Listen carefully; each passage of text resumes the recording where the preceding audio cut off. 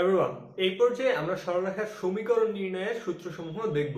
দেখো, আমাদের হচ্ছে তিন ধরনের, আরো অনেক ধরনের সরলরেখার সমীকরণ গঠন করা যায়। এর মধ্যে আমরা এখানে তিনটা বিষয় আজকে বুঝবো। একটা হচ্ছে মূল বিন্দুগামী সরলরেখার সমীকরণ, একটা হচ্ছে এক বিন্দুগামী সরলরেখার সমীকরণ এবং হচ্ছে দুই বিন্দুগামী সরলরেখার সমীকরণ। তাহলে মূল বিন্দুগামী সরলরেখার সমীকরণটা কি? এটা আমরা সবাই জানি। মূল বিন্দুগামী সরলরেখার সমীকরণ কি বলতো? মূল বিন্দুগামী সরলরেখার সমীকরণ হচ্ছে যে y mx, y কি mx। এখানে m টা কি? m টা হচ্ছে tan থিটা। m টা কি? tan theta. tan থিটাটা কি? tan থিটা হচ্ছে m তোমার হচ্ছে ঢাল। tan থিটাটা কি?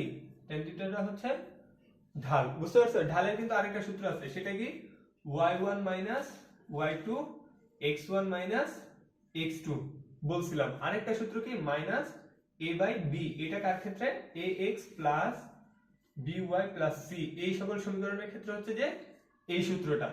আচ্ছা, এটা হচ্ছে মূল বিন্দুগামী সরলরেখার সমীকরণ। আচ্ছা, এবার যদি আমাদের বলে মূল বিন্দুগামী, এবং এটা কিন্তু দেখো সরলরেখাটা কেমন। মূল বিন্দুগামী সরলরেখাটা হচ্ছে ঠিক এইরকম, সরলরেখাটা ঠিক এইরকম, ঠিক আছে? তাহলে এই যে এটা হচ্ছে থিটা, এটা হচ্ছে থিটা। কিন্তু এখন আমরা অনেক সময় সরলরেখা দেখতে পাই এমন, কেমন এই টাইপের হচ্ছে আমরা সরলরেখা দেখতে পাই। এটা x অক্ষের সমান্তরালে হচ্ছে তোমার ধরো থিটা কোণ উৎপন্ন করলো।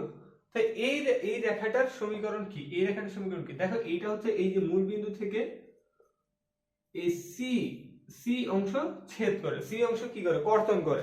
তাহলে এই ক্ষেত্রে সূত্রটা কি হবে? এই ক্ষেত্রে হবে y mx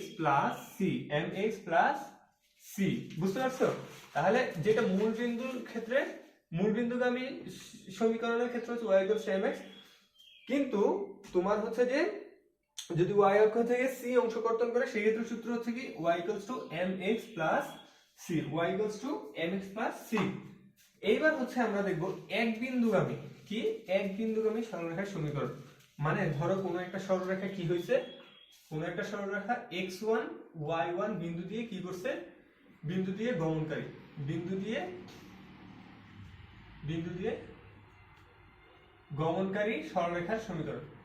আচ্ছা, এই ক্ষেত্রে সূত্রটা কি? এই ক্ষেত্রে সূত্রটা হচ্ছে যে y y1 m x x1। এখানে y1 আর x1 টা কি? এই যে বিন্দু দুইটা, বুঝে গেছে? এই বিন্দু একটা। আর m টা কি? m টা হচ্ছে সেই বরাবরের মতো tan theta. tan theta equals to কি জানি আমরা? ঢাল। সো আবার ঢাল এইটা সমান আবার কি জানি? y1 y2 x1 x2। আবার এটাও জানি a/b। তোমাদেরকে বারবার রিপিট করাচ্ছে আর কি, যেন তোমাদের মুখস্থ হয়ে যায়। সো এটা হচ্ছে এক বিন্দুগামী সরলরেখার সমীকরণ, এক বিন্দুগামী সরলরেখার সমীকরণ। এইবার আসো আমরা শিখবো কত?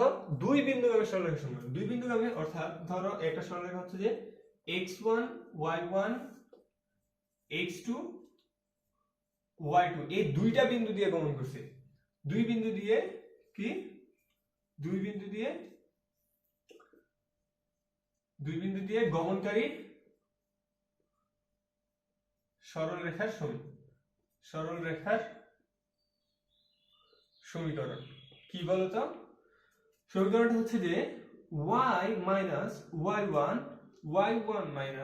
y2 x x1 x1 x2। তাহলে এখানে এই যে y1 y2 তোমার কিন্তু জানা আছে, এগুলো কিন্তু প্রশ্নে দেয়া থাকবে। তাহলে তুমি খুব সহজে এখানে x1 y1 x2 y2 এর মান বসায় তুমি সরলরেখার সমীকরণ নির্ণয় করে ফেলতে পারবে। আশা করি দুই বিন্দুগামী সরলরেখার সমীকরণ তোমরা নির্ণয় করতে পারবে এইভাবে। এর পরবর্তী ক্লাসগুলোতে আমরা হচ্ছে যে এই সূত্র রিলেটেড ম্যাথ করব। সো আশা করি ক্লাসটা তোমাদের ভালো লাগছে। আর যদি ভালো লেগে থাকে তাহলে লাইক, কমেন্ট এবং শেয়ার করতে ভুলবে না। ধন্যবাদ।